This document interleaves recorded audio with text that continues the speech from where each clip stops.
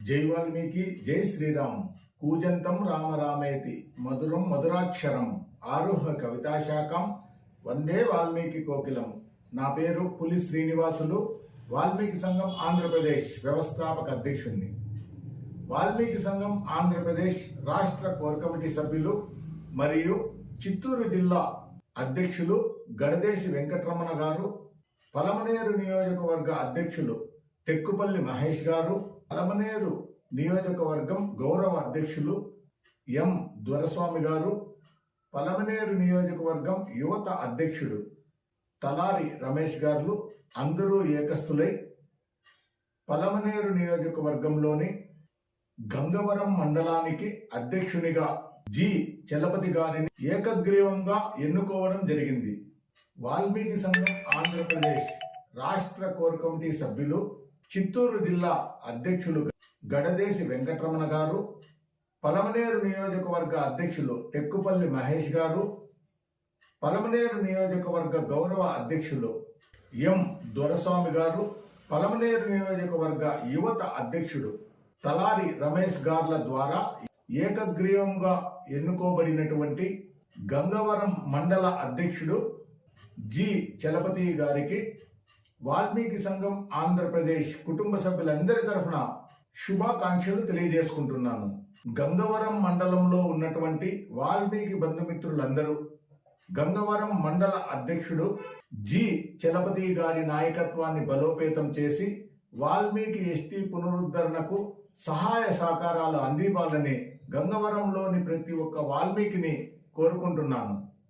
గంగవరం మండల అధ్యక్షుడైనటువంటి జి చలపతి గారు గంగవరం మండలంలో ఉన్నటువంటి వాల్మీకి పెద్దలను, మహిళలను, కార్మికులను, కర్షకులను, ఉద్యోగస్తులను, విశ్రాంత ఉద్యోగస్తులను, రైతులను, ముఖ్యంగా యువతని అందరినీ సమీకరిస్తూ వాల్మీకి సంఘం ఆంధ్రప్రదేశ్ చేపట్టినటువంటి వాల్మీకి ఎస్టీ పునరుద్ధరణ మహోద్యమంలో ప్రతి ఒక్కరూ భాగస్వాములు అయ్యే విధంగా కృషి చేయాలని కోరుకుంటున్నాను. వాల్మీకి సంఘం ఆంధ్రప్రదేశ్ కుటుంబ సభ్యులందరి తరఫున ప్రజలందరికీ ఛత్రపతి శివాజీ గారి జయంతి శుభాకాంక్షలు తెలియజేసుకుంటున్నాను. ఒకరోజు ఒక చిన్న పాప తన ఇంటిలో ఉన్నటువంటి కిటికీలో చూస్తుండగా ఎదురుగా ఉన్నటువంటి శివాలయాన్ని కొంతమంది ధ్వంసం చేయడాన్ని గమనించింది. ఆ చిన్న పాప తన తండ్రి దగ్గరికి పోయి ఎవరో శివాలయాన్ని పగలగొడుతున్నారు, శివాలయాన్ని కాపాడమని తండ్రి గారిని కోరితే, తండ్రి గారు మనం మొఘలుల సామ్రాజ్యంలో ఉన్నాము, మొఘలులు చేసే ఏ పనికి మనం వ్యతిరేకంగా ఉండకూడదని ఆ చిన్న పాపకు చెప్పడం జరిగింది. అదే పాప యుక్త వయసు వచ్చి పెళ్లి అయిన తర్వాత తన భర్త ఉన్నటువంటి ఇంట్లో ఒకరోజు ఇంటి ముందర ముగ్గు వేస్తుంటే సమీపంలో ఉన్నటువంటి దేవాలయాన్ని కొంతమంది పగలగొడుతున్నారని చూసి తన భర్త వద్దకు వెళ్ళి దేవాలయాన్ని పగలగొడుతున్నారని చెప్పడం జరుగుతుంది. కానీ భర్త మనం ఖిల్జీ సుల్తానుల పరిపాలనలో ఉన్నామని, వారు చేసే కార్యక్రమాలకు అడ్డు చెప్పకూడదని తనను ఇంటిలోకి రమ్మని చెప్పడం జరిగింది. మరి తను కొంతకాలం తర్వాత ఆ యువతి ఒక మగబిడ్డను కనడం, ఆ బిడ్డకు రామాయణం, మహాభారత ఇతిహాసాలు, హిందూ ధర్మం, స్త్రీల గొప్పతనం, ప్రజలందరూ స్వేచ్ఛా జీవితాన్ని పొందాలని, దేశభక్తికి సంబంధించినటువంటి యోధుల జీవిత చరిత్రలను అన్ని చిన్నప్పటి నుంచినే చెబుతూ కొడుకును పెంచడం జరిగింది. ఒకరోజు తమ ఊరిలో ఉన్నటువంటి శివాలయాన్ని ధ్వంసం చేస్తున్నారని గమనించి మరి కొడుకు వైపు చూడగా ఆ 16 సంవత్సరాలు ఉన్నటువంటి కొడుకు తల్లి చూసినటువంటి చూపుకు అర్థం చేసుకొని ఆ శివాలయాన్ని ధ్వంసం చేస్తున్నటువంటి వాళ్ళందరినీ, దొరికినటువంటి వాళ్ళందరినీ కొట్టడం, శరణు కోరినటువంటి వాళ్లకు ప్రాణభిక్ష పెట్టడం, వెన్నుచూపు పెరిగెత్తినటువంటి సైనికులను వదిలేయడం, ఎదురు తిరిగి పోరాడినటువంటి వాళ్ళందరినీ చంపడం చేసి ఆ దేవాలయాన్ని కాపాడడం జరిగింది. ఈ 16 ఏళ్ల వయసులో ఉన్నటువంటి బాలుడే ఛత్రపతి శివాజీ. అతని తల్లే జిజియాబాయి. ఛత్రపతి శివాజీ గారు 1630 సంవత్సరంలో ఫిబ్రవరి 19న పూణే జిల్లా నందు జిజియాబాయి షెహనాజీ భోస్లే అనే పుణ్య దంపతులకు జన్మించడం జరిగింది. శివాజీ చిన్నతనంలోనే తన తండ్రి అయినటువంటి షెహనాజీ భోస్లే మొఘలులతో జరిగినటువంటి యుద్ధంలో బందీ అయి ప్రస్తుత బెంగళూరు పరిసర ప్రాంతాలకు మొఘలుల సర్దార్గా ఉండి ప్రజల దగ్గర నుంచి పన్నులు వసూలు చేసి మొఘలులకు కడుతూ ఉండేవాడు.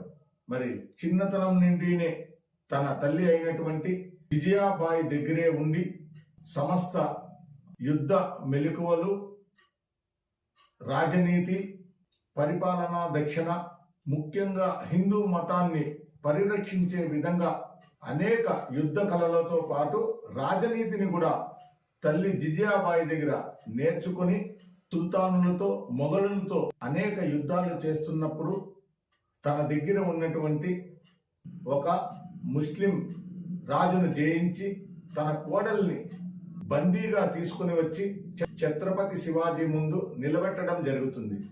ఆ సైనికులు చేసినటువంటి పనికి ఎంతో కోపం తెచ్చుకొని ఆ బందీ అయినటువంటి స్త్రీని క్షమాపణలు కోరుతూ మీరు నా తల్లి లాంటి వారు అని సంబోధించి క్షమాపణలు కోరి అనేక విలువైనటువంటి వజ్ర వైడూర్యాలు, నగలు ఇచ్చి ఆమెను తన ఇంటి వద్ద వడిచి రమ్మని చెప్పి అదే సైనికులకు ఆజ్ఞాపించడం జరుగుతుంది. ఈ ఒక్క సంఘటన చూస్తేనే మనకు అర్థమవుతుంది ఛత్రపతి శివాజీ గారు స్త్రీల పట్ల ఎంతటి గౌరవభావం కలిగినటువంటి వారు అని. తల్లి నేర్పినటువంటి ధైర్య సాహసాలతో ఎన్నో యుద్ధాలు చేసి క్షత్రియ రాజులందరికీ రాజుగా నిలిచి ఛత్రపతి శివాజీగా పేరు తెచ్చుకొని హిందూ మతానికి, హిందూ ధర్మానికి పరిరక్షకుడిగా మొఘలులు, సుల్తానుల దాడి నుండి హిందూ మతాన్ని కాపాడినటువంటి మహనీయుడు ఛత్రపతి శివాజీ గారు. జిజియాబాయి లాగా భారతదేశంలో ఎంతో మంది స్త్రీలు తమ పౌరుష ప్రతాపాలన్నీ తమ సనుబాల ద్వారా పిల్లలందరికీ దేశభక్తిని ప్రేరేపితం చేసినటువంటి ప్రతి ఒక్క భారత స్త్రీకి పాదాభివందనాలు తెలుపుకుంటూ మరొక్కసారి ఛత్రపతి శివాజీ మరాఠా యోధుడు, హిందూ ధర్మ పరిరక్షకుడు ఛత్రపతి శివాజీ జయంతి శుభాకాంక్షలు తెలియజేసుకుంటున్నాను.